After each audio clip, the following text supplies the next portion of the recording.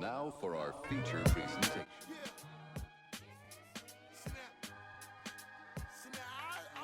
Living in this way is a little bit manic depressive, as me and my co-founders often talk about, because you're often either having the worst day or the best day of your life. You know, you either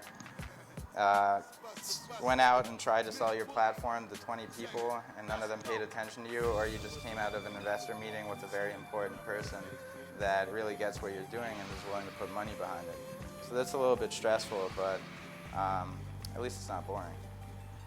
So Womstreet is a startup company in the 21st century in Madison, Wisconsin. Womstreet is a website. It's a competitive social media hub where anyone can come and create a contest campaign to engage massive audiences in minutes for free. I'm Alex Reindler, CEO. Ryan Schmuckler is the CTO and head of product development. Matt Ford is the head of sales and business development. Taylor Horsager is the head of PR and marketing, and Justin Starry is our first software engineer hire. It was probably around 2 years ago when Matt Ford came to me and was talking about something. It was going to be the word of mouth website. We were both just interested in being entrepreneurial after we graduated from college, so it was partially that we had a really interesting idea to work on, and partially because we wanted to start a business. Alex is a really intelligent guy, so whatever he's involved with, I think it's going to be successful. So when he told me about Womstreet and just mentioned like, hey, if you're interested in doing anything like this, let me know, and he let me know. They're a tech company, and we're still executing and attracting attention from the right people without any developer, and so then they asked me to come on, and it just made sense. Everyone has good ideas, and they all have these ideas too, but in the end it's just about going out and doing something about it. Otherwise you're just going to still be talking, and so we just tried something. In the early days, it was just like all of us hacking shit together, and one night we would all stay up all night, and that'd be like Sunday night, and we would stay up to Monday at lunch, then go to bed at 1 o'clock and wake up on Tuesday and have a full work day. And so we went from nothing to something in 2 weeks. It was very, very bare minimum, minimum viable product is what they say. When we weren't quite sure what it was that we were creating, we did a lot of brainstorming, and it's just kind of chaotic. So we would all sit in a room with a bunch of whiteboards and just fill a whiteboard up with ideas. We would talk about it and discuss it and take the best ones, erase the rest, put those on the whiteboard, discuss them, and then just go through that process till we came to the very best idea. And it basically all started with whatever was hot in Madison. Our first contest regarding this Mifflin Street block party on campus, and we ordered a bunch of pizzas and set up outside of the college library here with a big table and 3 computers, and we gave out slices of pizza for people that liked us on Facebook and signed up for our website. And we racked up around 500 Facebook likes that way, so that when we actually launched the contest, we were able to just blast message those 500 people. It was just a project at the time, There was definitely a certain point when we were done, promoting by handing out slices of pizza, and people started talking about what we were doing, that we realized, like, this is no longer a project, this is a business, and everything kind of changed after that. So we had run all these business contests, and then we ran this opening act contest where Pretty Lights is coming to town. He needs a local DJ to open up for him, so he hosts a contest where anyone can submit their track, anyone can go on and vote, and then the winner actually gets to perform. And it went about 20 times successful as anything we had ran, and we didn't promote it at all, essentially. The participants that have seen the most success in our contests, they spark a word-of-mouth epidemic amongst their friends by sharing it across social media channels, and they get them to come and vote on our website. For us, music has become one of our staples, and one of the things is, I would say there's a certain level of glamour that needs to be associated with it, so like design was very important.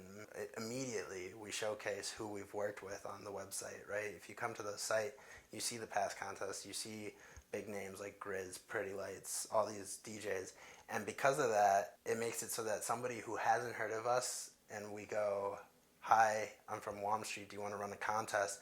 They come and they immediately see credible names on our site, and so they're like interested. if it's a big enough client, we'll build out functionality. So for example, with EDC Chicago, which is one of the biggest contests we've ever run, they wanted to host the songs on SoundCloud.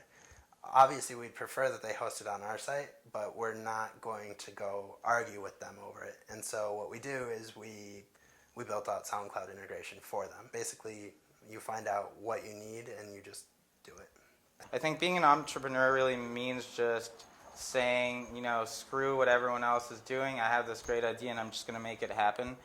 I would say an entrepreneur is someone who creates something from nothing, creates a business from nothing, and then actually sees it to fruition, which is extremely important. There's a lot of celebration on being an entrepreneur where you haven't necessarily accomplished that much, so what are you actually celebrating? And so for me personally, I'd rather see results, right? That's when you can celebrate. We have a very outcome-based approach of working. We say this is what needs to get done, and I don't care if someone shows up 2 days a week and they get it done and then they go party for the rest of the time. As long as they get it done, that's fine. The average college student just goes to class every day, then they have to do their homework, and that's what they do. But as an entrepreneur, you have to move your idea forward. So, and who's going to tell you how to move your idea forward? No one. Because in the end, you're the only one that's gonna make anything happen. Like, there's no one there. I don't have a grade at the end of the day. Given the limited amount of resources that we have, we really need to focus on building our company. And when you're out 3-4 days a week trying to raise capital, you can't focus on your business. That's a trade-off that is very important to balance in the right way, because if you don't get money, your business could die. At the same time, if you don't focus on your money because you're distracted by investment, your company could die as well. So that's, I think, the hardest thing. In about 6 months, we're going to raise a significant amount of money and staff Womstreet, heavily. And it's mostly going to be product development. We want to hire a fair amount of programmers. We're very careful when we make a hire. We want only the best engineers, because your first 5 programmers is like 5 bullets in your gun. Each one of them needs to be just a killer programmer. Early investors were our friends and family, and that was probably the easiest and hardest money we ever raised at the same time. All of us are skimming by. We're all living on a very, very modest budget until we get this next round of investments closed, which is happening. I personally live on $1,100 a month, and $600 of which goes to rent. To some extent, you're selling your young 20s, your young professional years. And it's not like we don't have a great time here, like, don't get me wrong, but you have friends that are working at established companies making $80K. They can go out and do a lifestyle that you just can't afford to keep up with. It basically came to me finally saying, Dad, I know there's a lot of risk involved with trying and starting my own company, but this is what I want to do. And this is what I'm going to do. And if I fail, I fail. But I'm going to learn a lot along the way. However, I'm committed to making this happen. The most interesting thing, I think, was how much perspective it gave me on what I was actually doing in school. Like, being able to step out and look back at objectively at what I was doing and how it was progressing my life, in contrast with what I'm doing now and how much it's progressing my life. It was a really interesting dichotomy, and I really think that it was necessary. It gave me clarity on everything. With Womstreet, I feel like work and passion are one. Like, my work is my passion, and what could be better than that? You get to see it grow into this thing that you've babied, right? You see sort of the relics along the way of old things that existed, and then how they've, this became that, and see where the product goes. So it's cool to see it evolve. I think this is going to be a great tool for up-and-coming artists, not just from music, but all forms of art, to get themselves out there. It's going to give them an opportunity that they may have never had the opportunity of before. You know what I mean? Like, there's the art world is very cutthroat, and when you can provide somebody with a chance to not only bring them attention and recognition, but also be a launching pad for the rest of their career. It's like, what else could you want to do? Like,